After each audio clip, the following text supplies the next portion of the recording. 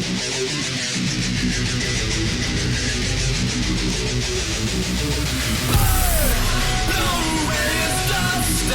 cast you out, push you off the precipice. I have no doubt. Finger on the trigger, just say when. Blow away his dust, never see you again. Burn into my soul, burn into my soul, burn into my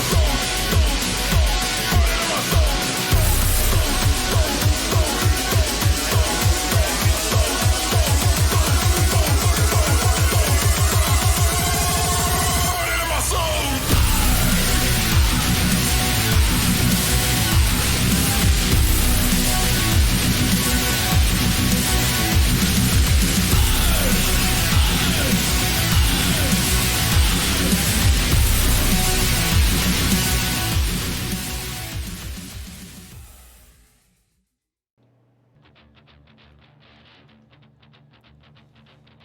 Three, two, one, and the monkey flips the switch. Welcome to Community Gamers Podcast, Chris.H. I am Randall Alvarez.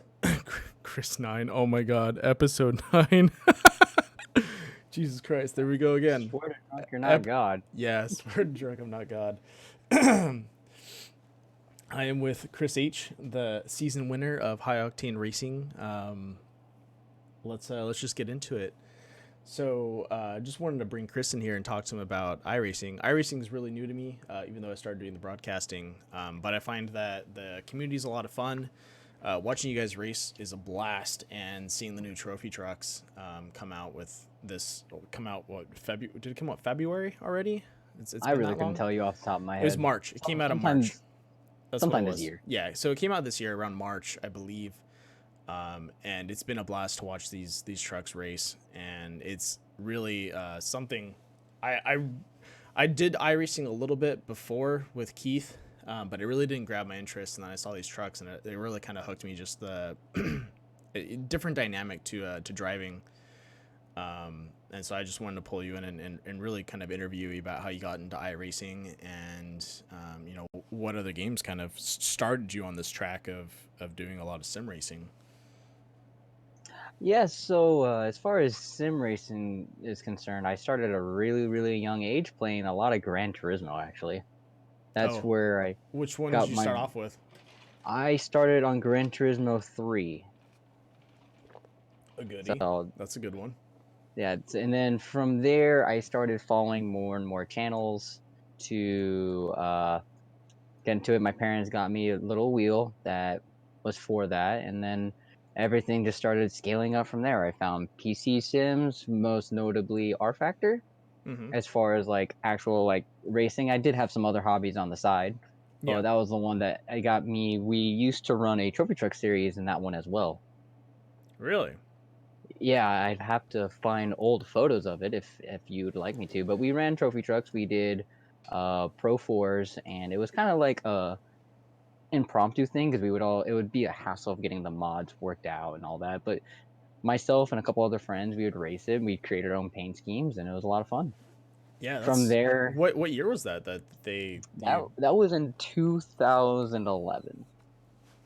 At least that's when I had a gaming PC built, and I had a better wheel. Even the one that I got from a different one, it was an old DFGT. I got so many miles out of that thing. And it just escalated from there. As far as iRacing concerned, I used to follow an old YouTube channel that covered a lot of iRacing, so I knew about it. And in 2013, I finally got into iRacing myself with just the base content. And it wasn't until the trophy trucks, or actually the rallycross cars, is when I really started to actually purchase content even more than just the base content. Okay. Yeah. So let's dive into rallycross real fast. So I've heard a lot of controversy with the rallycross for iRacing, and just from doing a little bit of research, I find that it isn't as realistic as the trophy trucks. From how people were comparing it, and from like pro drivers, they were saying that the rallycross is kind of the opposite of how rallycross actually drives in real life. They're saying that you go into a lot of situations with high RPMs and you're riding the throttle, where in iRacing for rallycross you actually don't really ride the throttle and you're on low RPMs around a lot of corners. But I think that's because it's tailored towards dirt oval, which is a completely different kind of I would say dirt dynamic than actual like rallycross courses. Yeah, as far as like actual rallycross, the only other exposure I had to rallycross was dirt rally and the dirt series in general. Yeah, And my that's driving style was on it, like you said, high RPMs and like slinging it in there, which yeah, is.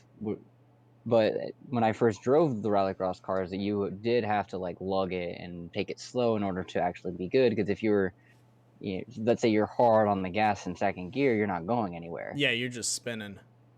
Because I started I I got iRacing because Keith told me to get it, and then I was driving a lot of little like rallycross in there, and then I picked up Dirt 2. I think that's the one I have is Dirt 2 for like dirt. I picked it up for dirt cheap, and just a little pun for you. But Oh, I love me some puns. right. So I picked it up for pretty cheap, and I was driving it, and I realized that the cars had a lot more pull than what I was used to in iRacing.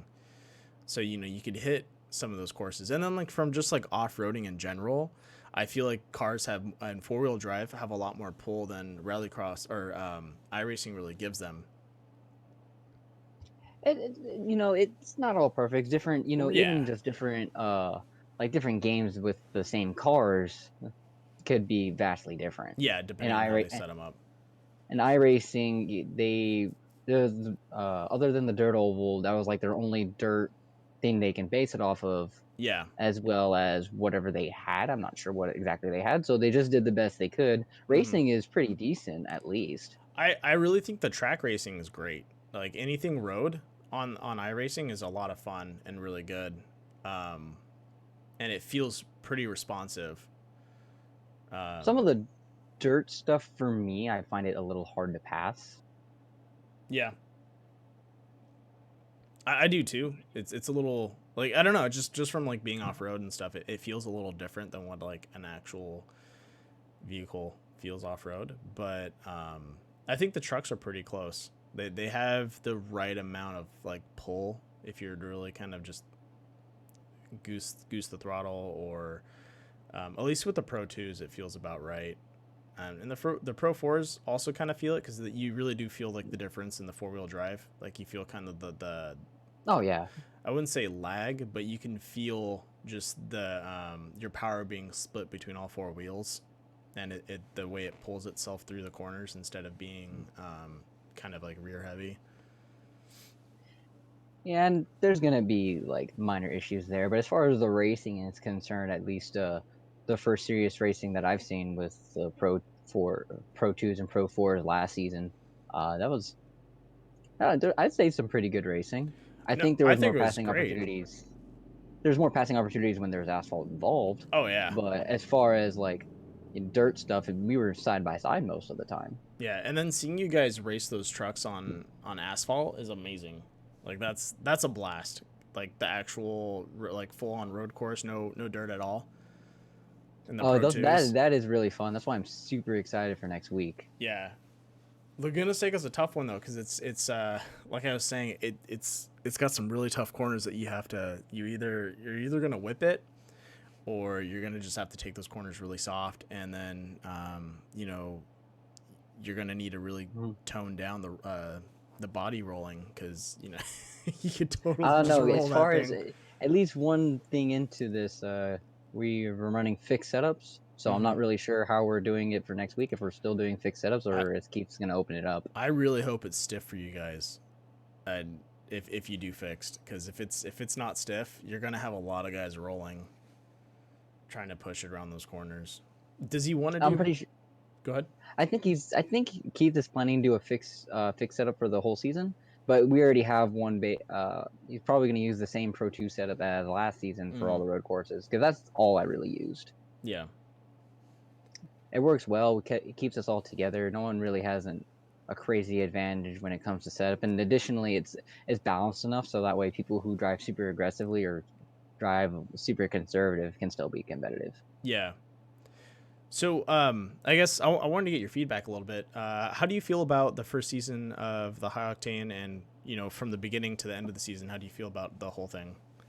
There was some the two races. I understand where it's coming from, and it did allow people to race on their respective coasts, but it gave an unfair advantage to people on the West Coast, such as myself, because depending on what time I got off work, I was able to race both races. Right. Which more racing for me, it didn't really affect anything on either side. Mm-hmm. But it also meant I got like, let's say it was a, Double the track for, time. yeah, exactly. So Silverstone, for example, Yeah. that I got a lot of track time on that one. Yeah. And that second race, you came back and just killed it. Yeah. As far I do like the change to the one race in the center. That way it's everyone it brings everybody the best of both coasts Yeah. together. And I do like the change of there's no split like Pro 2, Pro 4 versus just this is the week Pro 2, this is the week Pro 4, so Yeah. on and so I forth. like that it's a single series now instead of split. I think that's better. I wish it would have started off like that, to be honest. I think what happened is like, so I'm just gonna dive into a little bit about the series that I kind of want to see how it goes this season. But I definitely noticed a huge drop off in racers. I don't know if it's a time constraint. I'd actually like to find out. But we only had 12 racers the first race, and then originally I think we started off with like 32 showing up for the West Coast or East Coast. It was the East Coast race, had like 32 drivers, and then we were full up, and then we had obviously they did quals and dropped the 12, and then brought in the rest. And this one, we've been having a slow decline of drivers as the series has been going on, and I don't know if that's maybe a management thing on Keith's side, because I really haven't. I really don't know what Keith wants to do with the league. But I like the guys that race in the league. I think you guys are really good drivers. You guys are very consistent drivers. I And don't think I'm that good. from seeing, well, you guys are throwing out some really fast times, like official fast times, that if they were in an official race, you would have like, third or fourth, like in the world or something like that. So you guys are throwing out really fast times, and it's not like, okay, so you were doing the same lap times as that Bobby Sandit. Bobby Sennett Yeah. Jr., I think, the pro racer, Yeah. the actual like The pro league, he's on a professional team. At least that's what which Keith said. I might be misquoting. I didn't ask that blew Bobby if my he mind. was, That blew my mind last week. but he definitely dropped a lot of names. So I'm assuming he's part of a really good practice team at minimum. So you're for you working on, like, being a 9 to 5 and then doing this kind of situation. That shows a lot of talent on your side. Like, if honestly you spent more time just getting track time, then I think you could blow that guy out of the water. But from just hopping in, doing your laps, and then taking that guy on, I think it shows some natural talent for the truck racing and for that style of driving. So I wouldn't sell yourself short on that. But Thanks. no, I'm serious. Like, even some of the other guys that are a little less little inexperienced in the sense of I'd say driving or maybe competitive racing, they're all really, they throw out really good times, like lap times, if you put them by themselves. So you guys are throwing out really fast times, and a little bit comes down to just having so many trucks on a tight course, and that causes a lot of chaos. But when your guys' pack separates, like, it's really hard unless someone screws up for you guys to catch up to each other. But you guys don't even have like a fluctuation in lap times. Like, I'm like literally talking about like not even a second difference, not even a half a second, like under that. Like, you're flopping around, but I think it's like a tenth of a second. You guys are going up or down by a tenth of a second, which is a little bit, but it's only nice when you're making, extra tenths on someone, not when you're going up one, dropping one, going up one, dropping one. Yeah. So like I think it was like for the last race, I think what it was just a minor judgment call in the sense of when you wanted to execute the Joker. I think you should have done it sooner before him. I definitely agreed. And then, like I was telling other racers before, or for last season when they were racing you, which is, it's kind of dirty, but you play defense in the sense of you take the outside line and you don't let him take the Joker and you block him off. It's a strategy. You can't apply it because then either he has to deep brake and go around you, and that should break up time for him, or he just can't take it, and then it's a neck and neck race. So there to was the finish. as far as like joke, well, I guess we're on the topic of rallycross courses, since that's the big topic right now. Is well, on leading into that, one of the bigger reasons of drop off is content. The trucks are add-on content. Some of the tracks on the schedule are also add-on content. Yeah. If you add on to it, that's an extra $40 on top of whatever subscription fee you need. So that alone was one of the bigger reasons I feel last season. Mm-hmm. But going into the Joker thing, one of the races last year, Atlanta, one of the heat races, I actually waited to use my Joker. I know. I forgot about it.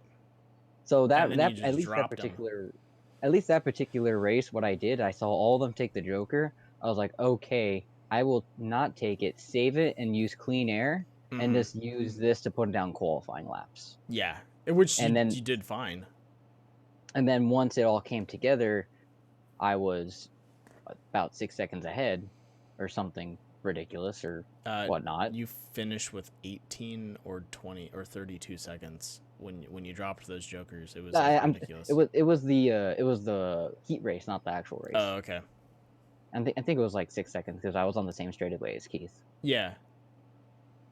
But regardless, you don't have to take the Joker immediately. No, you especially don't. Especially if it's like the one at Atlanta where it cuts off 10 seconds. Mm-hmm. That separates the pack so much that if you don't take it, you have clean air to just drive your own race. Yeah, and then especially if those, depending on, it also depends on where you pull too. So if you're like in the front, then you kind of want to take it just to separate yourself from the pack. Oh yeah, I was at the back at that time. So. Yeah, and if you're in the back, you might as well just drive clean, let those guys wreck, and then just cut through them, and then take it the moment you need to bridge that gap. But hello? Yeah, can you hear me? Not sure if it's my end. It's cutting out a little bit. Can you still hear me? Hello? Hello? Hello? Hello? Can you hear me? You were cutting out bad. Okay. Right there. I've been having some internet trouble. It's been like dropping. It dropped like 4 times today. I don't know what's going on. It's internet company must have screwed up a line somewhere. At least that's what I think it is. I've checked. Retip the Cat 6 cable. Well, I do like home networking and home automation as a job. That's my 9 to 5. So like I wired this whole house. Like I know where all the wires run. I know they're clean runs. I pulled them myself. I've toned them out. Like I know they're clean. And then I've had like 3 techs from the internet company come over and tone it and put up their thing like, oh yeah, everything's fine. You're within like normal limits of whatever their loss rate is. And then the next day I get like 5 dropouts while I'm trying to stream. It's ridiculous. Someone else screwed up. Yeah, I think their hub, someone didn't do something, or there's a loose connection somewhere and a squirrel just runs across the line. I need to give that hamster more food or something. I don't know. Yeah, I'll just shoot it with my BB gun. Die, squirrel, die. Oh man. But yeah, back to what we were talking about the Jokers and kind of timing it. They can be really helpful and they can also be really detrimental. So like last race, the Joker really wasn't that helpful except for in the beginning. Yeah, it by the time it came together, it just put you differently on the outside, and especially with how the track wore in. It was towards the weird. latter stages, it turned into a slower Joker, I feel. Yeah, it did. You guys were coming out really slow, and it didn't like, especially if someone was coming out wide out of that corner too. You'd pretty much run into them. Like it was, I don't know. It didn't seem very beneficial. It did at first because everyone was piled up, so it allowed you to get around the pile up. But after that, it really didn't seem like much of an improvement. Yeah, I didn't feel that way either because at least one of my lap times, I was running consistent like 38 threes without the Joker, and then I ran like a 38 flat with the Yeah, Joker. which it isn't much. And even then, like I think you hit one of the walls too on that one. Something like that. Yeah, you came in and caught the inside of the wall. But like that Joker, like we were saying, it wasn't a good Joker to take. It was a rough one.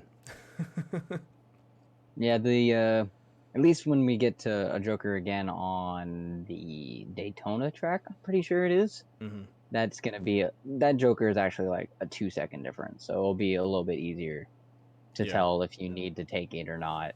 Right. It's not like the Atlanta one where there are just two separate races going on at the same time. Yeah. Although that track was super fun, I loved that track. Yeah, God, how big was that Joker? I think it was huge. It was like 10 seconds. Yeah. If you hit it right, you had like 10 seconds cut off your lap time. Yeah, it was ridiculous. Anyways, yeah, did not see Bobby coming out of nowhere and completely destroying all of us last week. That took me by surprise because at least in the practice race he wasn't there. Yeah. And like I was throwing out, I'd say like 39s, which was still like faster, slightly faster than everybody else. Yeah, and you guys So I was brought it like, down to 38s after that. And then he started running 38s. I was like, "Are you kidding me right now? What do I have to do to keep up with him?" Yeah. So, Well, you did a good job matching his lines and keeping up, keeping up in the sense of keeping a close time. But he was definitely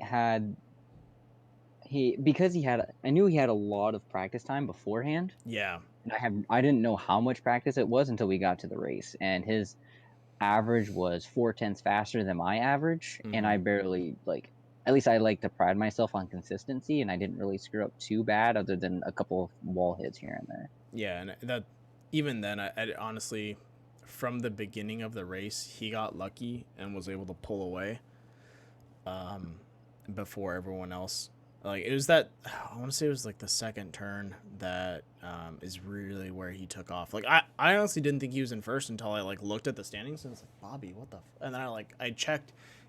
He's like 4 seconds ahead of you guys. I was like, the fuck, where did he come from? Like I thought that was because sometimes my program throws out an error where it'll show like the bottom place person in first, and I was like, that's weird. Why is? And I looked at it again and I like readjusted my polling, and I was like, oh no. And I like clicked on him, like he's just really far ahead. How the fuck did he get there? I don't know. I was trying to figure that out the whole race. He just snuck away from the pack. He really did, and hopefully with next week it's gonna be a little bit more even. Yeah, I think you do better on road courses anyways compared to most of the other guys. So you know him driving a lot of dirt. I think you might have an advantage over him on road. So we'll definitely see. I can't if he's there. I'm definitely gonna give him a fight, and I'm sure he'll do the exact same thing to me. Yeah, which will be fun. Speaking of iRacing and setups and whatnot, I'm actually one of the things I asked in the Discord was people's setups, actually their own personal setups and how they race. I posted a photo of mine, which was kind of funny because then it sparked a whole different discussion, but it sparked a lot of discussion within the Discord itself. I was actually curious of what yours was, since you do say you play, but not that much. Honestly, I'm not that deep into it, so I just use generic setups. Like racing's not my first what would be the word, love in life. It's like on the very bottom of what I enjoy. I'm more, when it comes to gaming, I'm more of an FPS, RPG and like RTS kind of guy. Okay. Like racing, opposite. I got brought into racing through Keith. So like Keith showed me, and I was like, that's really cool because Keith was rooming with me for a little bit, and so he showed me his setup and he was racing. And then from there, I raced a little bit, and then I canceled my account, and then he told me he was starting the High Octane series, and I was trying to get a media company going for gaming, and I was like, okay, I'll just switch gears and I'll broadcast. So I switched gears to broadcast instead of doing streaming and stuff like that. So then I spent like 2 months getting ready, like just getting software and trying to do a little bit of research.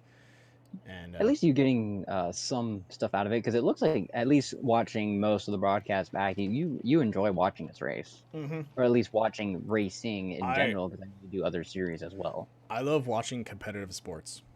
As I love playing them more, but I love watching competitive sports, especially when it's amateur and not professional.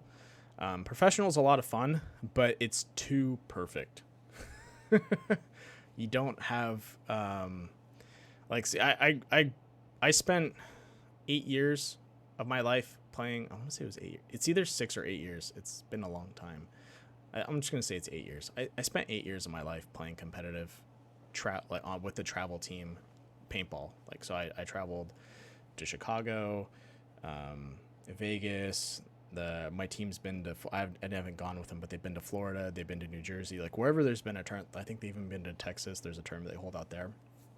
I've been a part of a travel team, and I've been playing competitive sports for money for a really long time. And a lot of my experience of like competitive sports is losing. I've spent a lot of time losing and trying to get better until we got to that point where we were the top team in our league and we wiped everyone's ass. And then we made the next jump, and it's in the amateur leagues. So in when it comes to professional sports, a lot of professional players have either they've been seasoned, and by seasoned they've lost a lot. And what I've seen in competitive sports is where new and amateur players or competitors that aren't seasoned, they're very temperamental. They don't like losing. But in real life, if you want to get somewhere in any competitive sport, you have to lose a lot to understand, where you need to improve yourself and how to get better. And so, watching amateur sports is a lot of fun because people aren't entirely seasoned. So you see a lot of emotion show when they're competing. So like, I'm going to use someone, for example, because he's probably the easiest to really highlight, which is Aiden Sanders. He's got a lot of talent, but he's young and he's not seasoned in the sense of like, he's really young, but he's not seasoned in the sense of like maturity of being able to handle losing. At least that's what it looks like from watching him. Like with the last race, I think he dropped behind like 3 positions, and I was watching him in his cockpit, and then he just plowed it into a wall, like purposely. Like, it looked like he was pissed and just dove it into a wall. That was the one I missed, so I didn't. This is all news to me. No, you were in the front, but like I was on the broadcast. The last race. The last race. Yeah, I wasn't there. Yeah, you were. I guarantee if it was the last race of the season, I wasn't. No, not last race of the season. I'm talking about last week. Last week, he was driving. Okay. He was doing pretty well, and then he just screwed up somewhere. I think he rolled it. He rolled it around a corner from hitting a barrier, and he went around the lap. And then there's that section where, if you don't take the joker, you make a right, go over the tabletop, and then you cut left. He just dove it straight to the left of the tabletop and hit those barriers, like the cement barriers. And it looked really deliberate. Like, he was upset, wasn't driving well, and then just dove it. And that's the kind of, like, he's temperamental in the sense of his driving style, but he does have a lot of talent. I think he just needs, like, as far as like his talent goes, he destroys me on the dirt tracks any day. Yeah, he just needs to be seasoned. Like, if he was like probably 10 years older or 12 years older, and he's able to cope with losing and understand that losing helps you improve, especially at a younger age, then dude, sky's the limit for him for like truck racing. Because once you're able to get over the fact that you're not going to be first place all the time, but you can get there if you work on it and you find out where your problem is. You know, you can really improve yourself. And so like just watching him drive, like I really think he's a great driver. I just think that he's young and unseasoned in the sense of losing and understanding where to improve himself. And he's one of those guys you just want to watch out for, because if he ever figures that out within like, you know, this season or the next season, he's going to start fucking people up on the track. Oh God. Because he's aggressive enough to push a lot of corners. He can drive a little too aggressive, but you know, he's got the raw talent and experience to be out there and to really, you know, win some money. But that's why I like amateur sports, because you see that you see raw talent, and then you see what would be like, you know, the competitor's attitude, and it just reflects in the way they you know, either compete or they drive, whatever they're doing. You can see it reflect into their acts, and so you get this kind of it's easier for me to get into the sport or into watching it, because I can see them get frustrated. I can see it reflect in their driving style. I can see it reflect in the way they play games, because it directly correlates. You know, they start taking laps slower, or, you know, you can see when one guy starts to get disheartened, and you watch his lines completely change, because he's trying to figure it out and then he just gives up. Or, you know, he's still trying to figure it out, and he's trying different lines each time, trying to just get a slight improvement, but he's not getting anything out of it. And it's really reflective in those trucks, because those trucks move a lot, because they have a lot of body roll, so you can see where people are positioning themselves. I don't know. It's kind of like, you know, you're reading a book and you can just feel what the author is trying to do, and that's how like amateur sports and even just amateur iRacing feels to me when watching people drive, is like when you can see when they get frustrated. And you can see the difference between like people that are very calm-headed, like, and consistent, like you. I think you're pretty level-headed when it comes to being, like, even under pressure. It's very hard for you to screw up when there's someone behind you.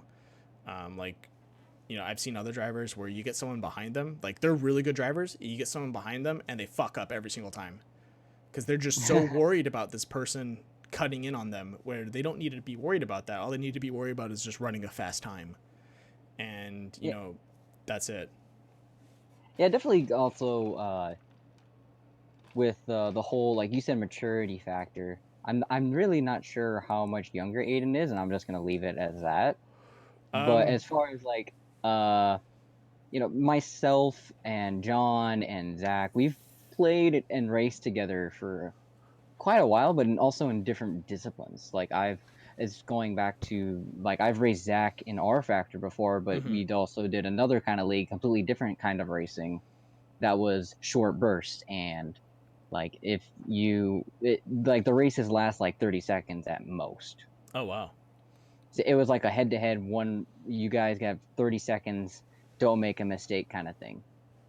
So for that short amount of time, they were able to do it, and they would go. And if you, let's say, you beat that other person, it's like short head-to-head kind of thing. Yeah, it's like a head-to-head battle, kind of like, oh, you would say like what, 2-lap splint or something, or sprint or something. Yeah, like that? or like if you had like a two, like if you give myself, like that would be kind of a fun thing if we ever figured it out to how to do it. Would be a Head-to-head 2-lap battle. sprint, a head-to-head 2-lap sprint elimination.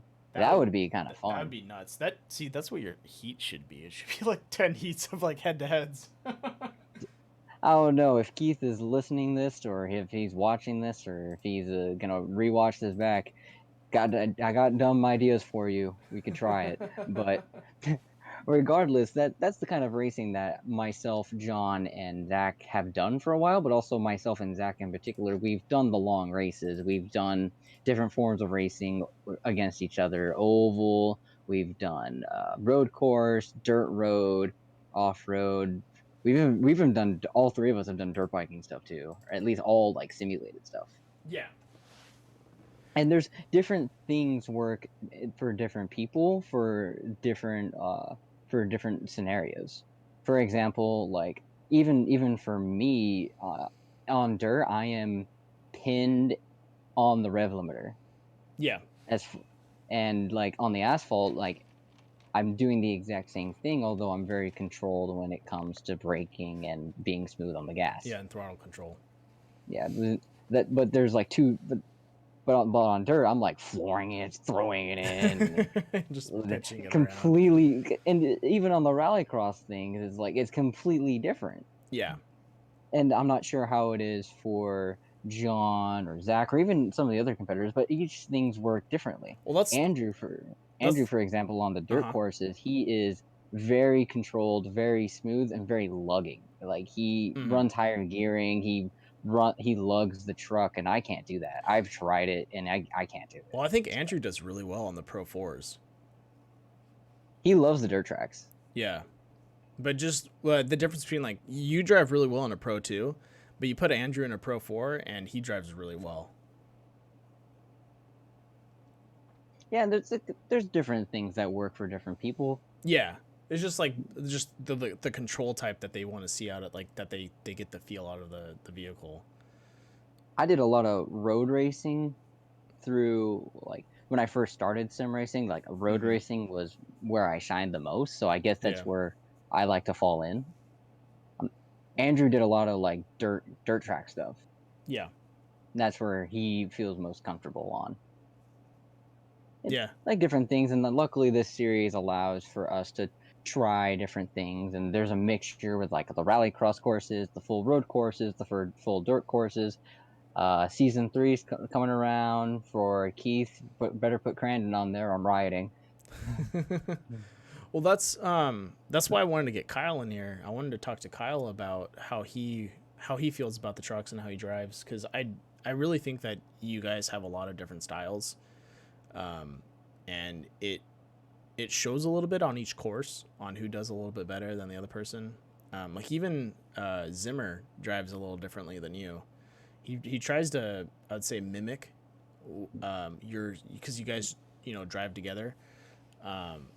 But he definitely has a different style. Like I think he gets a little more flustered when someone's behind him, but if you get him by himself, he'll catch up to a pack easily. It's just getting him through the cars is a lot harder, and making sure he doesn't break, or making sure he doesn't he doesn't pay attention to the pressure behind him is also something that I see he has a little bit of trouble with. Yeah, as far like I know he's so the other series that we race, that short burst thing, he destroys me every day. Every time he destroys me, but it's like I've done endurance races, so I guess that's where part of my longevity on, like, pressure wise. Yeah, you're used to the long haul. So I'll be there for the long haul, and most of them can outspeed me most of the time. Yeah. See, but that's kind of one thing that in racing, being able to be fast is good, but being consistent is better, in the sense of consistent times, consistent angles on the track, consistently not going or not braking under pressure. I think that's where a racer really shines, is being consistent. That's what you want to see. Yeah, definitely in this series, there's going to be different curveballs. There's going to be different things, strengths and weaknesses of what everyone says. Bobby, for example, I don't remember what he said it the other day, what team he's on, but he said he primarily does reignition. That's what it is. I think it's reignition. He said it was a rallycross team, regardless. Yeah, it's a rallycross. Yeah. So when he got on that rallycross circuit, he was like, "Oh, I got this." Yeah, that's his home territory. Yeah, when Andrew got on dirt, it was like full dirt. I was like, "Oh, I did sprint cars, and dirt is my thing." It's like, "Oh, this is awesome." And then I think last season when I said, I was like, "Oh, we're going full asphalt. This is my thing. I got this. I know what to do," and blah blah blah. And there's different strengths and weaknesses, and we're throwing another curveball in with. I can't wait to race it. I missed the practice race because work has been crazy. The Pro 2 dirt oval race. I'm actually kind of excited for that race. because That's that's gonna like be the one nuts. curveball that we haven't seen yet. Mm. The other one off the top of my head is Pro 2s on rallycross courses is another one. See, That would be I want to see that. I want to see the Pro 2s on the Rallycross. I think they would be more entertaining than the Pro 4s. Keith. I'm telling you, I got stupid ideas. Well, so let's talk directly to Keith right now. I think we need to do something for the league, or at least I think he needs to change gears for the league, which is do all free maps. Don't do any paid maps for like another 2 seasons or tracks. It does limit the options. He needs to Yes. bring in more drivers. Like you guys are great drivers, but we only got 12 guys max on the field. We need to have we need to be fielding at least 20. We need to bring in some I fresh definitely blood. agree with that. Um, One of the arguments is the free content, but even the trucks aren't even free. yeah, They don't come with the base game. that's true. Trucks aren't free, but it's a bigger it's less of a hit to someone every week if they don't have to pay for a track. And I'm not saying that Keith picks a paid track every week. He doesn't. He keeps it very equal. The last one was free. Yeah, the last one was free. Like I said, he keeps it pretty even. But I think a lot of people the last season, the last like 3 races were paid. For a lot of the tracks were, you had Wild Horse, you had Wild West. There's like 4 tracks that you had to pay for, which Yeah, dropped it was off a like lot of Sonoma, Atlanta, Yeah. Kansas. Yeah, there was a lot And of if you break it down, all the tracks, all the things, like some people just don't have that kind of money. yeah. And I iRacing is ended up already expensive to run. yeah. I've with broadcasting, I've already dumped like close to $200 within the short period of time of just broadcasting because I don't own all the tracks. So like every time someone picks a new track, like I have to buy it. It's a new And car. that is the one What's that up? is definitely the one downside to iRacing. It's always been one of the huge downsides to it. I And don't. the content is great. Don't get me wrong. Content is fantastic. You get some really premium racing, and I understand where this money goes to keep the servers up at all times. Yeah. See, I don't mind the paid aspect of it. I just think for the for the leagues, I know there's kind of a weird age gap. There's a lot of young racers, like teens, and then there's a lot of older racers. You don't really see a lot of like I'd say early 20s to mid 20s. Hey, how you doing? Like I said, you're one of the few guys. I know a lot of them are either like late 20s like me or they're early teens. At least from like talking to different racers and stuff like that. You don't really have a lot of mid 20s. And so, in the mid 20s, people really like either they're teenagers, they don't have money other than whatever their allowance is. Yeah, I mean, you got to think with iRacing, you have to have the computer that run it, Yeah. a base wheel, pay for the subscription. Easy $300 well with as- wheel and subscription for a year or for a year, just to get set up. And that's not even including all the extra stuff. Mm-hmm. And some comfort items, like I love having a sequential shifter. Yeah. If I don't have a sequential shifter, if I'm not doing road course and using the paddles, I'm riding. So that's another like fork in the bank, and it just comes down to money. And iRacing has a terrible system of DLC plus subscription base. I wouldn't mind if let's say they raise the price of a Like subscription, $5 and then just get rid of DLC payments. If it was 20 bucks a subscription, but you had all the content available to you, I think it would be worth it. That would be justified. Yeah. And honestly, $20 a month is like paying for Netflix. People paid what, $15 I don't a pay month? for Netflix. Oh, I don't pay for Netflix. What I mean, So, like, let's go back to something a little older. Like, people used to pay $15 a month for WoW. So, like, and to maintain a WoW server, in the sense of like Blizzard doing that, if they can do it for $15 a month, I'm pretty sure iRacing can do new content and maintain servers for $15 a month. I don't know if that will ever change, if there will ever be a price change. People have talked about it for years, and there hasn't been a change. Well, I know my broadcasting software is going to become a paid subscription Everything's going paid subscription now. Jesus. It's not that. It's I heard from the grapevine that some people are wanting to make some money off of it just because they can. I don't blame them for it. It's good software, especially if you get someone that can really work it for you and make it. Like right now, I'm just using like I want to say a 2016 or 2013 model of like version of the software in the sense of like the overlay. So I'm going to be getting a new one soon. So I'll have a new up-to-date one that should do all the cool, like keep up with the track information a little bit better. But yeah, like $10 a month. Like I would pay for the software. It's good. It's in depth. You can do a lot with it, especially if you have someone that can program it. I don't mind that. But that's going to be something that's, you know, another thing that's going to weigh on me for broadcasting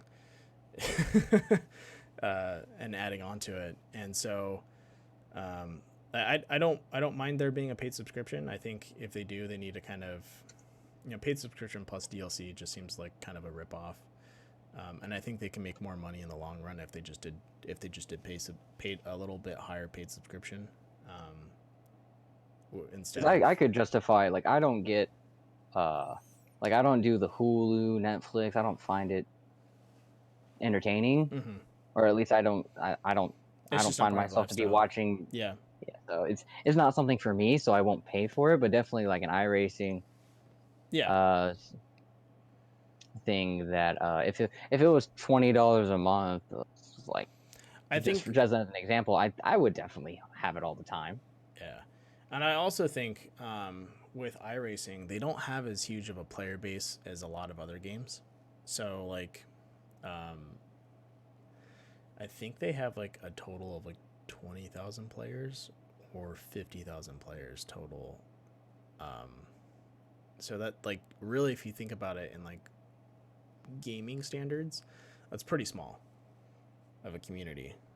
At least that's what I've seen from like subscription bases of people chewing up content from iRacing and RaceSpot and a couple other leagues. Like they usually cap out at like 20,000, so I'm assuming like half the people race that don't even pay attention to that. So we'll just say there's like 50,000 people, like rough odds or rough numbers. So you know, if you look at that player base and then you compare it to like something like Call of Duty has like probably close to like 200,000 people that play it.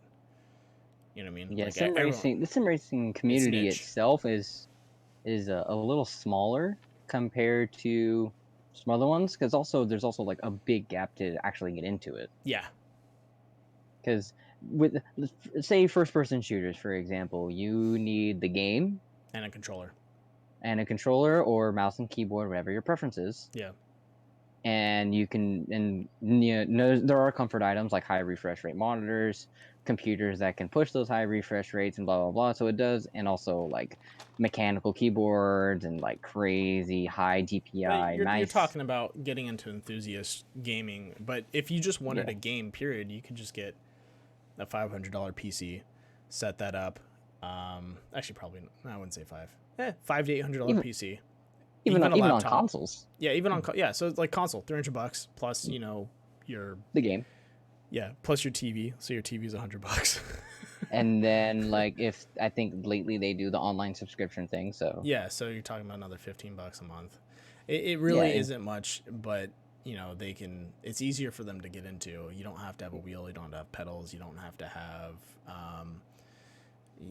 you don't have to have like an angled racing chair that holds up the pedals if you don't have like a surface you can set up like that. Yeah, definitely. There's a lot more setup that needs to go into it. At least my current setup, I still use one of those like foldable chairs. Yeah. One of those like foldable party chairs. Oh. That's my seat for the races. Nice. Comfort, living in style, dude. It's padded. It's padded at least. I'm not sitting on straight metal. So, but that's my setup. But there's people out there like Keith's setups I'm super jealous of. I gotta show you the setup that I found at Micro Center. Then you'd probably like it. It's a foldable, like foldable racing chair, but it folds up like a camper, like one of those camping chairs. I I'm close to Micro Center, and I'm probably gonna make a trip out there Here, let me pull soon. it up and show you real fast. So I Let's. will probably end up looking at this because now you got me interested. Yeah, I got interested in it because I was like, that could fit in my room because I have a small I took one of my guest bedrooms and I turned it into a studio, and well, I'm pulling up so you can see it. I have a studio room and a bathroom. That's all I got. And Oh, maybe it's on it. Well, I saw it at Micro Center, but they might be all out. So I know it's on Amazon. I was talking to one guy about it. because like at least for the wheel stand that I have, there's an add-on racing. There it is. Boom. There's an add-on like chair that goes with it, but that chair is like $600, and it converts it into the whole rig. All right, prepare to be amazed. You ready for this? Oh God, I'm gonna here shoot we it go. over to your. We'll do a direct message to you real fast. Boom. Click on that. And trust this domain. Ha! It's You Amazon. got viruses. Oh, the play seat. Yeah. Okay, I've seen this before. Yeah. It's like a foldable chair and all that. Okay, so at least so the whole thing folds up. Exactly. Okay, so at least for me, it would not work. Really? Yes, because I already have. I'm actually gonna use since I'm already on it. The thing that I personally use. Here it is. It just popped up right then and there.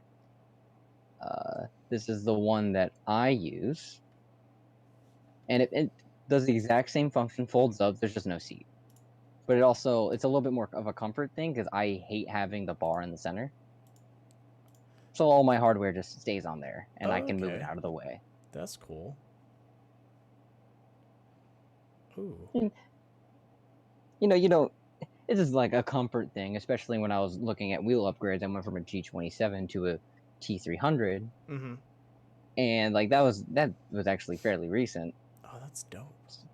So I like. other things work for other people. There's some people like super budget oriented. Some people like all in one. Some people are okay with just clamping it to their desk. Yeah. See, I've been clamping it to my desk. And my desks move every time I gotta fucking turn. Boy, do I have a deal for you. Yeah. Now, at least depending on the kind of wheel that you have, like I'm racing with a Momo right now. Keith gave me. You have a Momo? Yeah, Keith gave me a Momo. That thing is ancient. It works. The Momo works. That thing is ancient. That's awesome. I finally found the drivers again. Oh, you had to dig for the drivers? Yeah. Oh, I found them once, and then I was having. Oh, what the hell? There's a bar. There's a bar in the middle? Yeah, but it also folds. Oh, that's kind of cool. There's different. I don't know about that. I don't know how I feel about that. That kind of bugs me. There's an even more budget one. And if you want to do some shopping, we can do some shopping offline if you want to. I don't know, for the same dude, for the price, I'd spend $40 more and get that play seat. But like that was good. So you said you have a Momo, right? Yeah. It's the wheelbase and the pedals. That's all you have to worry about. Yeah. With like myself and Keith, we have to worry about the 3 pedals, the shifter on the side, a really powerful wheelbase, and all the cables that go with it. Oh, this is a powerful wheelbase. The Momo cranks this thing, dude. Don't underestimate the Momo. I used to use a DFGT for a hot minute, so that I like heavy force feedback too. Yeah, I like being able to feel the ground. Yeah, even talking force feed, like we're on the topic of like different things, different work for different people, and their different setups. Like between myself, John, and like even some other racers that don't race this series, but we do some racing on the side. Like we did a dirt rally time attack thing, where we would just pick a course, pick a car, and then we would try to beat each other's times. Yeah, that was fun. I tend to run very, very heavy force feedback. I like a heavy wheel. Yeah, no, heavy wheels are really nice. So with it, like, and I tried out some of their settings that they use, and their wheel is like almost nothing. Just really? like, yeah, but it also comes back to whatever people like. But if people works for them, I have no idea what Bobby's setup is, but obviously it's something tuned for him. He could Yeah. be using a DFGT with some basic pedals or some whatnot and be kicking our butts. Or he could have a high-end direct drive wheel and we wouldn't know. Yeah, he probably has the high end wheel, I'm assuming. That would be kind of like a fun poll question. I'll bring it back up. But like then and now and like changes and what you used to have to what you have now and like whatnot. Yeah. But going back to driving, like, see, one thing I really don't like about just sim racing, at least I don't have a nice setup, so I know I can't adjust it yet. But I want to get really heavy pedals. I hate the Oh. Momo pedals. They're too light. I like. So do you when you use your Momo, do you wear shoes? Are you wearing socks? Is it just I barefoot? like to race in Converse, just because it's a flat foot and it's easy for me to Oh. feel. Either that or I race in socks, but I usually get more of a foot cramp if I don't race in Converse. And I wear high Okay. tops, so like I have ankle support, so I can kind of rest it. Mm-hmm. But if I don't have force feedback or a heavy pedal, I tend to be very pedal to the metal, and that doesn't really work in racing. You can't just lay on it, and that's my At problem. Is least I just lay on so it. if you ever decide to go like super into it, Mm-hmm. one of the upgrades that I'm at least looking at is you want to get one with a good pedal set. It's called a load cell. A A load load cell. I'm cell, gonna look at this. yeah. So in most wheels and even my pedal set, I have a T3PA Pros, which is the 3 pedal set that can invert or be flipped both directions by Mm-hmm. Thrustmaster. Yeah, But it that's also uses one thing I don't like is the way they faced. I want inverted pedals. They have yeah. to feel So like if an you actual car to me. so there's a Oh, okay, I see what you're I'll, talking I'll get about. It's got an so actuator back there. yeah, but load cells are pressure based, where pediometers, which is in most like basic ones by Thrustmaster and Logitech, Mm-hmm. they have it's distance based. Yeah. They're I'm assuming it's a rotating like they rotate over I don't even know the technical terms, but yeah, they're distance based. It's like a wheel, I would assume, that rotates a specific distance that measures the travel. And it's Yeah, where and a load cell is pretty much pressure based in the sense of it's how much load is put onto this plate, and that's what dictates the how it feels. yeah, absolutely. And I'm pretty sure I use the arpeggiometer, Mm-hmm. the distance based pedals because I didn't know any better when I Uh was huh. upgrading, but I also wanted to keep everything all in one. Okay. So like the next step from where my G27 was either to mod the G27 to it. I also wanted to be able to have the pedals inverted right from the start, which led me to picking up the T3 PA Pro pedals. Okay. But having a load cell add-on, I found one that actually like lets me keep it on the wheelbase, or at least I could still use it on consoles, but it would be a load cell on that same pedal set, which is probably what I'll end up going for since I already have the pedals. But load cells definitely is where you get an edge because you can do pressure based, and that's what actually Keith uses. A Fanatic. He has a Fanatic Club Fanatec. Sport pedals. Fanatec. Fanatec, Yeah, I'm looking at their Fanatic. website right now. Yeah, they have The those two Club thousand dollar Sport rig. pedals. Jesus Christ. Yeah, it gets really expensive, but Fanatec pedals, Yeah, I'm looking at those most Club of Sport them, ones right now. They're yeah, nice. they have an inverted version. Yeah. I see that. Those are dream pedals for me, but like I would love to have some of those. Inverted, and why is their throttle's not inverted though? The braking clutch is inverted. The throttle isn't. That's weird. I've seen that in actual cars. They have the throttle pedal be on the floor, like I've down, but never actually experienced it, but I've had a throttle pedal low. But I, see, I've experienced it. You really don't notice it. see for me, I don't know. It's the way I rest my foot on the pedals, I guess, when I drive, because I drive a lot every day. But the way I rest my feet is like the junction, the pivot point for the pedal is where I like to have my foot rest as a pivot. So it's like Oh, so you would it's be resting, so you'd accidentally be hitting I your foot my on base it. of my heel would be at the base of that pedal, and that's where it becomes a problem. Is that's Got I it. use I use my heel as my control, and not my leg as like pushing forward or something like that. That So makes sense. like when I drive like uh like carts, or like go-karts, it's like I have to change, like it's a little bit easier because you can't, they have like that bar so you can pivot your heel, but some of them have it really low, so it's like kind of tough. So I usually like end up bracing my knee up against like the steering column, and using that as like a way of me balancing my pressure of my foot. It's just a weird kind of driving habit that I've just developed. Mhm.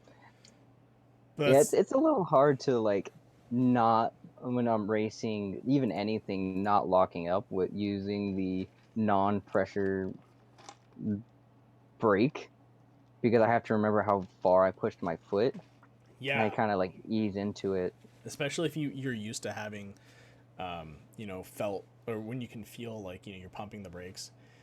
Oh yeah, and just driving a Just normal driving a car. normal car and then having no pressure on a brake pedal is like, ugh. Why? Yeah, I had to make it so that way. Like I've actually there's adjustment with higher end products comes adjustments. Hmm. So I was able to add like a little brake mod into it that came with it. Yeah. So the moment I felt the rubber is where usually the locking point is, and I can feel that. So if I push more, then usually it'll lock them up. Okay. So there are some fine tuning things you can do, but with that comes more money. Oh yeah. And that's what it boils down to. Is some of these, some people have all the money in the world and they can put, It's their hobby. $1,000 towards everything. There's the triple monitor set, the direct drive wheel, the inverted pedals with hydraulic brake and hydraulic clutch, and the shifter like 7-speed gate, something ridiculous, and the aftermarket, and then the rig to put it all together, and the PC, and this Yeah, you're talking everything easy just for $5,000 right there. everything just adds up. And don't get me wrong, like I've definitely spent a pretty penny on my own setup. My computer is no slouch. I think my computer outdoes a lot of other people's computers, but it's also like on the lower end of some other people. And then there's a balance for everybody. Yeah. Yeah, it's just where do you want, where do you find your acceptable losses, and what were you comfortable with, in the sense of like dealing problems, or like how much money you can spend. Yeah, depending on how much people really want to put into it, the sky's the limit. But that really doesn't make a great racer. What makes a great racer is someone that puts in the time and becomes good with what they use. Like for a while I was playing competitive CS:GO, and when I first started, when CS:GO first came out, I was pretty up there, and I was playing with a shitty Logitech keyboard and mouse, and then I switched over to a Death Adder and a mechanical keyboard. I've never been as good as I was with playing with the shitty keyboard and mouse. I just changed to when I built my whole new computer set. I just changed to mechanical keyboard. I think it's beautiful. I like mechanical keyboards, just because the texture, but honestly, those $25 keyboard mouse combos, I think they're just as good as anything else, as long as you change out your keyboard every 2 years, and you don't use it till it breaks. It's just as good as a mechanical. It I, I used people the are. Logitech. What's up? I can even make the same correlation to wheels. Yeah. There was another that little like short base thing. The game is called like Rig of Rods for monster trucks, Uh-huh. and the other like John and Zach, they used controllers, and they still do for that form of racing. But you can also race in that thing in third person. Yeah, so it Whereas makes it easier. me, like, yeah, I've always used a wheel, and granted, I had like a DFGT and I used a G27 for the longest time, but I always raced first person in that game, and I felt like I gave myself an unfair disadvantage in some aspects because I can't see the whole truck. And it's just another form of racing that like you just put enough time into it, Yeah, you'll get good at it. and you get good. And but it really like that check and balance is how much time and money that you want to put into something. Yeah, how much effort do you want to get good at it? Do you want to put in like an hour a day and just chill out, or do you want to put in the 5 or 6 hours that are required so that way you can be the best? Yeah. Are you racing with one monitor or the three? I am a single monitor person, but I Jesus. use an ultra. I use an ultra wide, Okay. so it's kind of like a little bit extended.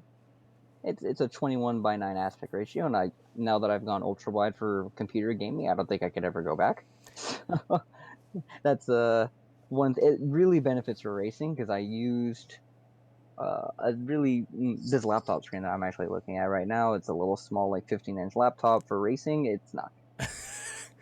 You can't see. Just showing out a You little can't see anything. porthole. You're like, oh, what is that? That's the track. Okay, I I'll can't just keep. see anything. All right, here it comes. Oh, I'm off the road again. Jesus Christ.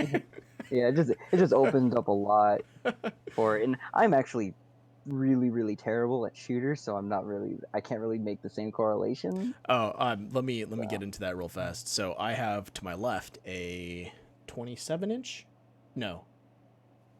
Either a 27 or a 30-inch. I don't remember. It's a wider screen. I had that for like 3 years.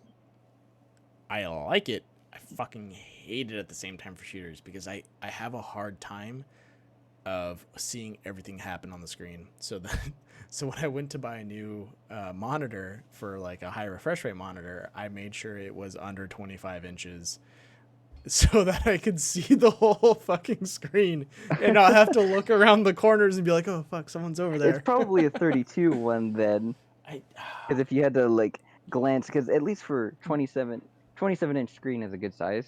I think where's my tape measure? It's like, okay, so the one in front of me, it's elbow to tip of my fingers at a diagonal. So I think that's 25 inches ish. The one to my left is like 5 inches longer than the tip of my fingers. So 27. I think it's 27. It's a 27 or it's like a 30. Or 29. That's what it is. It's a 29 inch. Some odd number. But it's technically still, I think it's still 16:9. But it's too wide. And when I like, oh, you would hate ultra wides then. Oh, I don't like ultra wides for like any type of thing. For like shooters, I can't do it. I'm not big into shooters, but it really helped for racing. For racing, yeah, you need that peripheral vision. Yeah, because instead of having to use a button to like glance over, I can just like kind of move my eyes a little bit and be like, oh, there's somebody there. And I use a lot of the audio cue. I use a lot of the audio cues for not just like the listening to the truck and like when I need to shift, but also like listening to the spotter. That is like, that's super important. It is very important. Yeah. Actually, on audio keys, what headset do you use? I use a Corsair Void Pro wireless. That's what I'm normally using when I'm racing. You feel like that does good job? It does the job. Yeah. It does it. Like an $80 headset. It's wireless, so I don't have to deal with cords. I actually, this last race, I forgot to charge it, so it was plugged in. No. It was plugged into I think it was plugged into my Switch dock when my Switch was on, so that way it can charge while I was racing. It was really ghetto.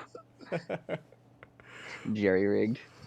Oh man, you shouldn't see my desk right now. Everything's jerry-rigged.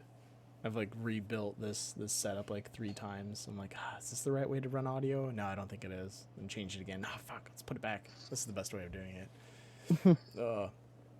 I'm running a 2 PC setup right now. But the second PC is an older one. I haven't incorporated it yet, and I want to update it so that I can route audio the right way for broadcasting. Because right now I'm having an issue managing volume. Because I want to be able to have side conversations while audio is running, and right now I can't do that because I have desktop audio, which is a generic digital audio, and then mic audio that I can separate. So I can mute the desktop and mute the mic and talk, but then I can't play music over the desktop in the background as like a scene's going by or something like that. So it's just like That's a whole realm that I don't know about, and I probably never will because video production and audio production are not my MO. That's fine. Sorry, I just got on a tangent. You got me on It's all equipment, and good. I'm just that dude. It sky's the limit with equipment, and that it's also a headache. It's a freaking headache. Setting up my wheel for the first time was an absolute pain because there was a feature on my T300 that Mm-hmm. was a really cool feature was that I can change the wheel rim. So I went out and got a replica rally rim because I Wait, you can change the wheel rim on it? yes. There's like 5 different rims you can purchase. I want to see this real fast. So the T300 base comes with at least the one I got has a little basic PlayStation rim, Uh-huh. and it's a little 11-inch rim. I'm getting photos of this right now. I just pulled the base. Okay, so you have the base, right? Yeah. So And if you then look, and then if you look up the Thrustmaster Sparko Rally rim, I'm staring at the Fanatec one right now. yeah. So like the Fanatec one has like way more Buttons. yeah, but you can change it. It even's got a number at the top of the. What? What is this magic? Sorry, sidetracked. You were saying which one did you get? The Sparko? Yeah, so I got this one, which is a 1-to-1 like 13-inch replica rim, and that's the one I mainly use now.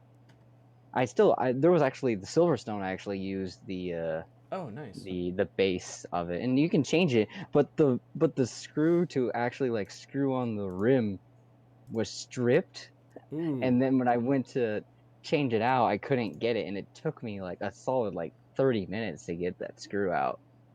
Uh-oh. Luckily, my shifter had some replacements, like replacement screws for the shifter plate that fit. So I just kind of shoved that in there, tightened it up real good, and I just mainly use that one rim for everything. But it's not stripped, so if I need to change it out for the other rim, I can. That's good. Lesson learned. Use a hex screw, not a Phillips. Just don't strip screws. Okay. That too. Oh shit. So, kind of want to bring the conversation back to, I guess, high octane. Or actually not high octane, but back to iRacing. What other leagues do you race in? Is this the only one that you compete in right now, or do you compete in several As leagues? of right now, High Octane is the first and only iRacing league I've ever done. Oh, okay. I do a lot more in the other game rigs of rods on more of like a creator standpoint, but that was also one that I did also race. Okay. And had somewhat success, but this was also like 4 years ago when I had a lot more time on my hands. Now I'd have to I do want to find some more leagues, and because I did do some like stuff with MX Simulators, a dirt bike simulation game. Yeah. Which I tried some stuff with that, and to not very success because people play 10 hours a day for that game. Damn kids. But regardless, I do want to find some more. But the main reason why I do race high octane is not only because of the racing that I had to have fun with, but a lot of my friends would have actually started the league, and they said they were running this league, and I was like, what is it? It's like, it's a trophy truck league. I was like, oh, okay. I'll give it a shot. Little did I know it would turn into a championship 8 weeks later, but regardless, it was something. I'll take it. I'll definitely take it, but it's something that I look forward to because a lot of my friends run it, like John and Zach, and we got one more into this Jack Merkel, who we finally got to race again since he hadn't had iRacing for a while. Yeah, I noticed he was a new one. I was like, Jack Merkel looks new. Yeah, like he's hanging out with us. He was also one that did like the trophy truck stuff beforehand, and we all of us have raced together, and that's what the main reason what brought me into high octane. It's like it wasn't for like if it wasn't for them, I probably wouldn't be racing. And then I made pretty good friends with like other people in the Discord. Myself and Keith got along pretty well, and it's something that I actually look forward to in a pretty hectic work week. I can just sit down and go racing, but I know it's not serious to the point where people are like freaking out over just okay, I have an hour of my time, go have fun, see what happens. Yeah. Whatever happens, happens, and then we got another one next week. So it's that's high octane it's turned into for me. Okay. That's good.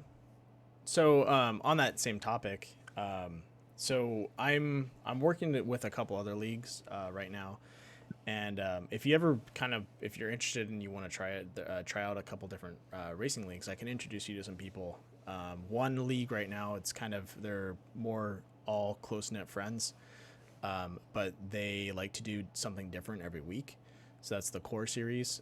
So like this on Labor Day, they're going to be doing two kind of goof races.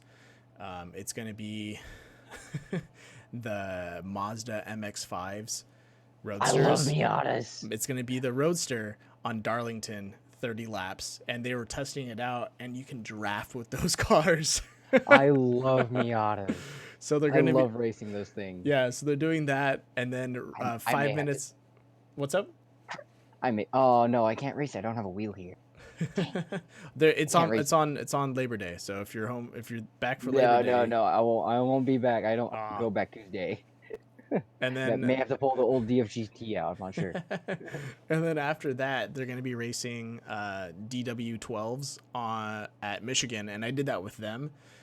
That shit was so much fun. At least if you're in the front pack, and if you can do a lot of bump drafting. If you can suck into someone real fast and then whip around them, and it's pretty gnarly because you're doing like 220 miles an hour on these Indy cars going on an oval, and you're just trying to like pass someone, and there's just so much traction. These guys are just whipping back and forth. It's a blast. They're all a bunch of good drivers. I'd have to go watch that. When I used to do a lot of racing on Gran Turismo 5 on PS3, man, this was a long time ago. There was a tight knit group of friends. We do some racing. We did like the usual. We had like a Corvette thing where we all had Corvettes, and they were like race modified. And we do like Daytona racing. One of the stupidest racing that it was super fun was the Prius was able to get race modified. So we race modified the Priuses. Oh my we all God. had like the same Prius, and we went to Daytona. Absolutely, and they bump drafted really well. So all you saw was side by side Prius racing. Yeah, at Daytona. You need to with tune bump in Labor drafting. Day then, because these guys were telling me that it's pretty entertaining and it's like nonstop laughter. But what happens is if you drop out of the draft, you can't catch up. Oh no! Because they're so slow. Oh, no. So it's like you have to stay sucked in on someone, but if you make a mistake, you're like out of the party. Let's just do roadsters at freaking like Sonoma Rallycross or something stupid. I actually tried that out. It's really tough. I can only imagine how sideways you get in the dirt. You lose all traction. The only car I found that was able to keep up is the 54 Ford, or the 53 Ford. The road or the dirt version of that guy. The Legends? The Legends. The Legend. I think it's the 54 or the 53 Legend. Keith, if you're listening to this, I talked to him about try it. I talked to him about try it. You can jump that thing and it will not break. I was launching it over Sonoma's jump, that tabletop, and it lands. It's really solid. And then you can take. What's up? Nudge Keith. Let's do a fun race in Legends. I'm just saying, you want different. Yeah, and you can come. So, do you know how the Pro 4s? I think it's the Pro 4s were taking that corner at about like they could go up the hill at like roughly 60 to 70 miles an hour. Yeah, I mean, once the tack marker, when the asphalt started to show, you were able to keep it inside. I remember that race. Yeah, the Legends can hit it at 54 to 60. Like you're flying into that corner, and it sticks. Jesus Christ! It's a lot of fun. I need to go try this. Yeah, it takes a little bit of tuning, because if you tune it the wrong way, because I was messing with the tuning at that time, because I'm so inexperienced with it. If leave it stock, there's some slight tuning you could do, but if you change the spring setup and the offset, it starts to bounce and skip while you're turning and like going down straights. It becomes super unstable. Like you're flying down the straight and the thing starts like just jittering. It gets like speed wobbles and starts bouncing on a straight. It's ridiculous. Most of setup changes that I understand are the gear ratios, or like gearing, like short and long gears. Yeah, That's like the most I will ever do. I was messing with travel. So I wanted to get more travel out of it so that they could clear the jump better. And I put too much travel and it became it was driving like the shocks were worn. There was just no support, so it just become like this wavy boat as you're going down the road. Oh my goodness. But it's definitely a fun run kind of thing. But what I'm trying to get to is if you're gonna stick with racing and stuff like that, I gotta talk to Keith a little bit more. But I've been talking with a couple of the other guys and some of the other leagues that I'm trying to work with. But I'm going to be hosting a end of the year kind of, not I would call it a Cup Series, but every time I say Cup Series, everyone thinks NASCAR. NASCAR? It's not NASCAR. Yeah. I suck at oval anyways. It's gonna be a weekend tournament, an all-star tournament where each league or any league can participate. If I got to work on the details with that, but it's like I want to say it's like $5 a racer. Each league has to submit 6 drivers. 2 drivers have to race oval, 2 drivers have to race road, and 2 drivers have to, I'm probably going to do the trucks, and 2 drivers will race trucks in teams. I want to get at least 10 leagues to go so I can have a big track. That's kind of cool. It's going to be a league versus league, so I want the leagues to bring out their best drivers and compete, and no driver can drive twice. They pick if they're Friday oval, they're Friday oval. They can't do dirt the next day. So you have to bring out 6 drivers, and it'll be for money, and it's for the leagues, so the leagues can earn money and pay for their next season or pay for their year. So it'd be kind of a fun. The more leagues I can get, the more fun we can have with it. But it's going to be a 3-day shootout, and most points wins, and it's cumulative. I'll work on the high octane millennial paint schemes. So it's I got to talk to Keith about it. I've been talking to Carl from Core, and he also helps out with ASR racing. But I'm also talking to a couple other leagues. I dropped the idea of it. They seemed really excited. They said it sounds really cool because I want to bring leagues together. Fun.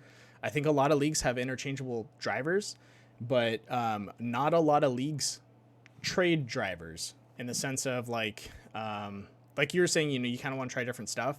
Like I'd recommend you to either Core or ASR. ASR does a lot of Xfinity, but Core guys, they do everything. So like I would introduce you to the Core guys, and this is a way for other leagues to kind of see what the drivers have to offer, and maybe we can find some hidden talent, and these guys can work on it, and it's kind of a way of showcasing their best drivers and what they really shine at, whether it's oval, because not everyone, like even though some people race only oval, in the sense of like that league, they might also do road on like during the rest of the week. You don't know that. You might have some hidden people in there in your league that are really good road drivers. So it would be kind of fun. And it makes you pull 6 drivers instead of like having 2 of your top drivers race every day. You have to be like, okay, who's good at doing this? And it gives people that maybe don't shine exactly in say NASCAR or road in that league, but they enjoy driving it, but they shine in another course, a chance to get highlighted in the series. I can already think of some ideas because I know some people, at least high octane, they do more than just the trucks. Yeah. At least for me, like I do a lot of like on-road racing, road course racing. Yeah. So like that's where you and another guy would do like say road, and you guys would represent high octane for the day. And then I got to work out some other stuff. I'll probably throw in something for the drivers that way. there's an incentive for the drivers to race well, and they'll get something out of it if they pull in first. Even though the overall winning goes to the league, there'll be something in there for the drivers. I'll try and work I'm sure something that out. would be like a fun community event. Yeah, Even because if you said you pulled like 10 leagues, like That's- imagine like that's $300 different- right there there's- for a league. There's like at least like 30 guys per league. Yeah. Depending on like who drives, who goes. You can even like if that was the case, I would probably like say for example, I would like spot for Keith or something. Yeah, something and so stupid. you could do stuff like that where you could have like you could have you're going to have 2 drivers on the field, but you can have a pit crew in the sense of like a spotter or someone talking to him or coaching him as he's driving and stuff like that, and that's acceptable. So like this allows teams or leagues to come together and really, because most of the time you're driving against someone, so you're always competing against someone, but technically you're in the same group with these guys every week. You're gonna develop a bond. You guys should be able to focus that on another league and see if you can kick their ass. And it like I said, it allows other leagues to come out and highlight who their best racers are. And show if their racers are really dynamic or if they're just really good at what they do. And it should allow for other leagues to kind of have be like, oh shit, I didn't know these guys focused on road courses, and I like the guys that I was racing against. We had a good time. Let's see if we can join their league. And so this should allow other leagues to start trading and increasing their player base and having more communication, because right now it's kind of all a little bit of word of mouth. You meet someone that does this and like, oh, I race Xfinity over here. Oh, I like Xfinity. Let me go jump into your guys' league. So you sign up for that league, and that's pretty much where it is. You can hunt down leagues in the sense of like looking through the list of 2,000 plus leagues, but you don't know if one's good or not. You don't know if you like the racers from there. So if you are able to mingle and compete against other racers from different leagues, you might find a league that you like that you didn't know was out there. So at least I want to bring the leagues together so that we work as a community to create better players, and I think it's possible. It just right now everyone's kind of doing their own thing. So that's Makes sense. That's my end of the year goal. I'm gonna try and put it together, and if I can get at least 6 leagues, I'd like that. But 10 is my goal, is to get competing. Yeah, it would be interesting. Yeah, I'll definitely keep an ear out for it. Yeah. As I'm racing high octane. I don't plan on doing any more kind of racing because my schedule's already pretty packed, and there's maybe a conflicting thing with the high octane coming within the coming weeks. Mm-hmm. Hopefully not, though. Regardless, it'd be nice to see other leagues. I do want to try it, although I just don't know where to start, especially because like Xfinity, for example, content, iRacing with the content thing again. Yeah. Well, Xfinity isn't free. Well, tune in on the 2nd. Watch Core Racing. It's gonna be a blast. It's gonna be fun. These guys they're fun drivers. They're not like they keep it pretty clean out there, but they like to entertain. So it's a good solid group of I want to say it's 12 guys that race. So it's pretty small at the moment, but they all drive together and do different racing together. So they're all kind of just friends that put a league together and have a very stringent vetting system. So they like to keep like good racers in, or at least people that like to drive clean and are consistent. Makes sense. Yeah. And so, yeah, it'll be funny because they're going to do the Roadsters for the first race, and then 5 minutes after that, we'll be loading up the Indy DW12s at Michigan. So both oval days, and they're going to be 30 laps, so they're going to be fast and fast and reckless, hopefully. It was funny. We were testing out the Michigan, and I was doing 120, and I blew through the pits during practice. Oh, God. I clipped one of the guys and just went flying. All they saw was an Indy car just go, and then just skyrocket into the sky as I clipped him. He's like, what the fuck was that? I started rolling. Reminds me of when myself, Zach, and John, we were testing out Atlanta Yeah. last season, but we all decided to. What happens if we slammed it in reverse and did the course? And so you're Oh my just trying to gosh. look through the rearview mirror and where the hell you're trying to go. Like, oh no, it's the opposite side. Oh god! And if you like, the trucks are not very stable in reverse. No, they're Like not. you turn it hard in You'll reverse, roll it it. flips. Yeah. It was trying to like save that. It was pretty entertaining. Yeah, it's a blast. We've done a lot of stupid stuff. But that's the fun part about driving is especially with iRacing, you can do a lot of stupid stuff. You don't have to worry about wrecking a fucking $50,000, $80,000, $100,000 car. You know, Request new car. yeah. I'm gonna go quickly just pick up my $250,000 car real fast. Okay, Y'all got any it's more reset. than trophy trucks? He's wrecked 20 today. Let's just keep 2 spares in the garage so when you roll this one, we can just roll out the next one. I wish I had that kind of money just to be like, oh yeah, I got one right back there. Let's just go hop in it real fast. Yeah, no, I just wrecked the other one. We got a spare one. It's all good. Right. Yeah. So I guess we'll close it out for tonight. Getting towards the end of the conversation. But you know, thanks for doing this. I really was hoping we can get Kyle in here so we can talk to him too, but he's kind of hard to get a hold of right now. And Keith seems to be busy. But you know, it was great talking to you. It was a lot of learned fun. a lot about who you are as a person. People beware, he's an evil person. His personality is just it's not conductive to anything. It's just bad. It's gonna hurt. It's people's September feelings. already. Where did my year go? I've been working too much. Don't even get me started on September, man. It's my birthday in 2 days. Oh, nice. Happy early birthday, man. Hopefully you Thanks. enjoy it. Yeah, I'm gonna be broadcasting, so it'll be fun. Yeah. All right. Well, hopefully next time I get to talk to you, if it's not offline about some random shenanigans, it'll be during High Octane. Definitely. Hopefully we'll be back in the podiums again.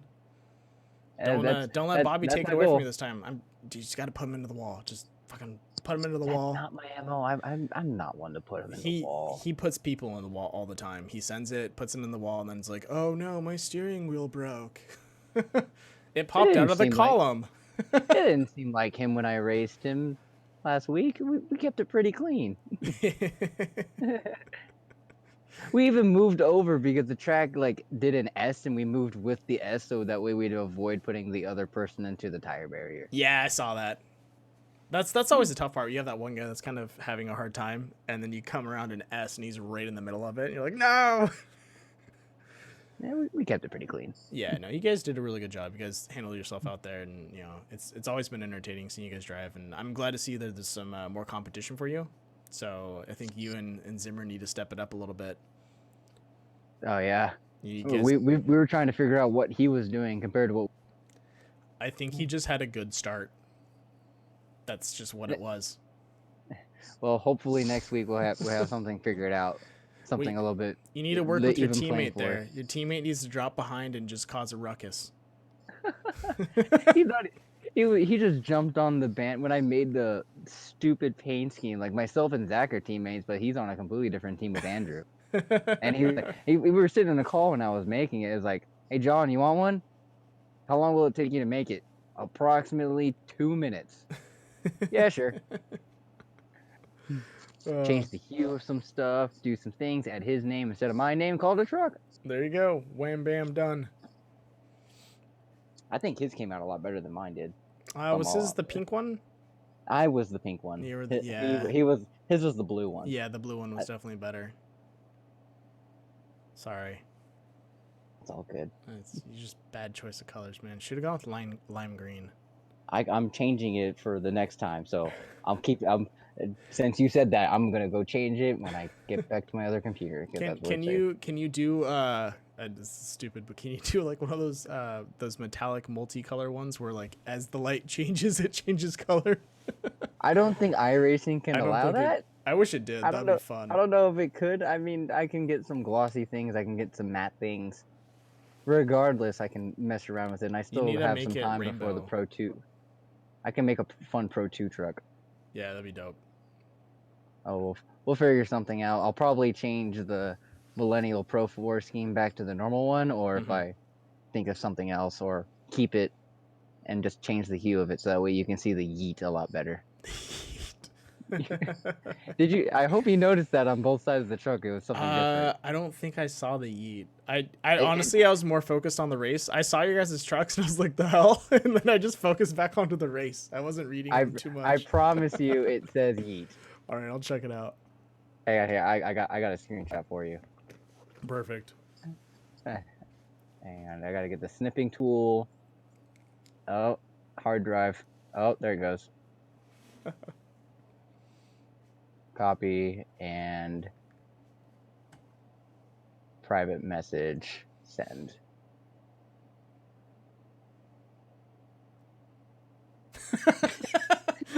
Jesus. I didn't even see that. That's only on one side, right?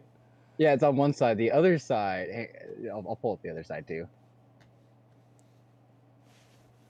The other side got a lot more screen time because of the way you had your cameras positioned.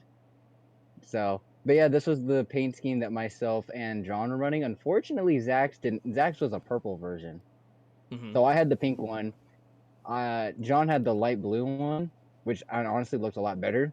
And then Zach had a purple one. Send it. I saw the send it. Okay, I remember reading that and like chuckling inside my head about it, but I didn't see the yeet. Oh shit. Oh, Yeah, it looks like Keith popped in the video. He said there's a UK league that does Legend Rally X with no damage and it's a ton of fun. And then he said talk to Slide Job Racing, the racing league for a different like that if you want to try something different like road and stuff like that. I'll definitely keep that in mind. Which, now that I look at this really stupid truck that I created, I'm about to do the same. Just transfer that over the Pro 2s and call it a day. I think you should leave it the pink. The pink works. That's you. That's your color now. Yeet. I didn't know that was on the other side of the truck. Jesus, that's awesome. Keep an eye. I'm pretty sure because at least we're planning to keep that paint scheme and fix Zach's paint scheme. So there's gonna be 3 of those stupid trucks next Pro 4 race. And depending on how fast I can either transfer it or make another stupid paint scheme for the Pro 2s, will be that one. I think that just solidified whether or not we're going back to our old ones or keeping it. We're keeping it. That's we're definitely keeping it. You're keeping it, dude. It's you guys. That's awesome. If you one more thing, I think I already have a screenshot of it. Yes, I do. The top of it has the participation trophy. Yeah, and then I if you saw look that. very close, if you look really closely to the high octane logo, there's a dog filter on it. A dog with filter. There's a dog filter with a tongue sticking out. Snapchat filter. That's awesome. Yeah, I definitely had a lot of fun making it. Yeah, it looks like you did, and it shows. It looks cool. Getting that black gradient to do the right thing was kind of hard, honestly. The iRacing thing is not cooperating, and then like the first one was like all the size, everything was like oversized and misplaced. I was like, oh god. So I had to redo it like 3 or 4 times before it actually worked out, and even then the headlights didn't really work out the way I wanted to. Well, it looks good, so I'd say you did a great job, man. Thanks. I'll see what kind of stupid things I can put on the Pro 2. Oh my gosh. Let's see. You got the courage to send it. You're missing something. You're missing. You got to look at the emojis on the back, on the rear fenders. Yeah, you're missing a coffee mug. A coffee mug? or like a Starbucks. You need like a Starbucks, like a funny Starbucks. I don't know. I think the Gotham thing on below below at the very bottom was one of the best parts. Is that the rear right fender? The Gotham? The rear fender thing. You can see the hand if you look really closely at it. Like underneath where it says yeet and send it, there's the hand. And then I can all the kinda see stupid it. emoji. And then the stupid emojis like Kappa and Poggers and a really good misdrawn concerned face. And it's like, yeah, we definitely had a lot of fun. That's good, man. Well, I had a lot of fun making it. That's all that matters. All right. Jesus, it's getting late. Yeah. Actually, when you get a chance, could you actually send me your logo? I can do it right now. I have it up, so I'll just send it to you. Send it. You want a transparent one? Yes, please. And That way there you go. I can throw that sponsor on the Millennial 1 Pro 4 as well as the maybe soon to be Pro 2. Hell yeah. Regardless, it's gonna be on the truck. Sweet. Thanks, man. No problem. Yeah, and then I dropped off the shirts to get vinyled yesterday, so they should be done this weekend, and I'll ship them out as soon as they're done. I can't believe I mixed up the numbers. Which oh my God. speaking of which, you actually screwed up myself and Kyle's thing on the broadcast. You got our coast mixed up. Again? Yeah. Well, not the T-shirt, but when you were saying it on the broadcast, I'm the West Coast champion and Kyle is the East Coast champion. You had it swapped. I did? I thought Yes, you did. Oh my God. Yes, you did. I'm just ass backwards. That's That's just who I okay. am. I'm sorry. It's okay. I like to liven things up and make people question about reality. Yeah, I was watching it back. I was You're like, the fuck? hold on. Excuse me? Oh man. That's nuts. All I'll right, work man. on Well, that. Yeah. I'll get better, I swear. But yeah, so I'll have the t-shirts on the way pretty soon, and then I'm going to be doing a giveaway this weekend, or not this weekend. I'll be starting it and announcing it tomorrow, because tomorrow's Sunday, and then announcing the winners of the giveaway on September 2nd for some t-shirts and maybe some other stuff. So if you're not like following me on Instagram or something like that, go ahead and do it. I probably will also do it on the YouTube channel. I'm not a big social media guy. That's fine. You don't have to be. But if you watch the YouTube, I should have it on there. But Oh yeah, I'm subscribed to the YouTube. So. yeah, so I'll be doing another giveaway on there for some stuff. But the more that participate, the better. And hopefully, the more drivers we can get. When it's a neck and neck, I'm gonna start doing bet on your driver. I did it for one race. There was sorry, we'll close it out after this. It was 6 cars neck and neck on Xfinity fish. I forgot which track it was, but they're neck and neck, and it was the last 2 laps. And I was like, all right, guys, pick a racer. First one to pick one of the top 6. That's your racer, and if you win, you get a free T-shirt. So they all, like, 3 people are watching picked a racer, and then someone got bumper hooked and just clipped out the whole front row. Oh. I was like, oh, okay. Well, that kind of broke up what I was trying to do. So no one got anything, but Maybe you should try it like before, like as soon as the green flag is dropped. Like that's when things should be closed. The problem is I want to do it at the end, because if someone's running away with it, then it's kind of like not fair, because you could consistently bet on that guy knowing he's going to win. But if it's a neck and neck, 2 laps to go, I'll throw it out there just because you never know what's going to toss. There's also like the pre-race bets, and like everyone's like bundled together, like, ooh, you got this, and this, and it creates stories that you can follow along. I know, I'm not sure who was the other guy on the Kansas race. Mm-hmm. I remember watching it back, and you guys were commenting on how I was at the back, and I was like, ah. Yeah. Even in the game chat, I was like, ah, I'm at the back. Yeah, it came up there though. It was nuts. I think Kansas, the one. Did you take second or first on that one? No, I split both races. You won both? I did win both. Yeah, that was a nutty one, because you came up from the rear. I forget his name. It'll probably pop up later, but someone's giving me a run for my money that entire race. Kansas. It I'm wasn't looking behind. Carl, was it? What number was he? 121. 121. That's Sheets. Looking. No, Sheets is 222. Oh, Sheets is 222. 121. I'm Who is looking for him 121? right now. Hold up. I'm looking for him. Once you see his name, it's gonna be obvious.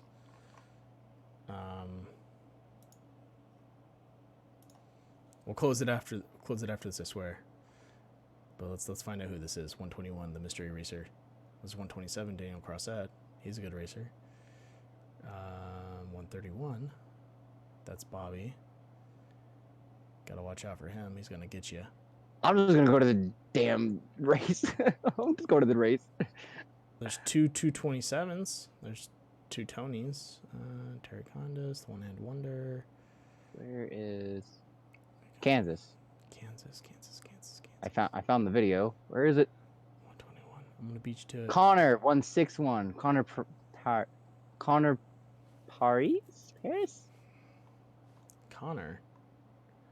Pretty sure his name was Connor. There isn't a Connor in here. 161 is his. Connor Brandon? From Proximity Racing? 161. He's 92. That's the only Connor they have on here. Everyone else is out of it. Yeah, I don't know. He must have been just showed up because he didn't really race a lot of the races. At least I don't think he did. Now you have me curious. No, he only raced the Kansas one. Yeah, Kansas East. Connor, if you're out there, come back. We miss you. Yeah, definitely 161. He gave me a run for my money at this. Yeah, I don't know. He might have just came in. That was the only one he raced. Oh, he needs to come back. Love all you guys. Whoever, come back, please. Right. Bobby's kicking our butts. All right, man. Let's close it out. Well, thanks for What's up? Definitely a lot of fun. Thanks for having me. Yeah, no, I'm having a blast doing this. Once again, thanks for doing this. We'll definitely do it again. And we need to get some more people involved to kind of talk about it and maybe create some more hype for the league. Like I said, I want to see this league grow. I really like High Octane Racing, and I want it to get better. It's just we need to really either step it up or really kind of find a way to push it out there for everyone. Yeah, most definitely. Yeah. So I hope you have a good night. Thanks for coming on. Thanks for tuning in. Thanks for coming on and doing this with me. And let's see how the season goes for you, man. Hopefully we can do another podcast at the end of the season with you having another first place win. We'll see. Bobby's making me. Damn it, Bobby. He's making you sweat. All right. Well, definitely. Hopefully, I'll see you Wednesday after the Laguna Seca race, or even before then. Yeah, I'll be there. All right. Thank you. Take care. You too. Later, man.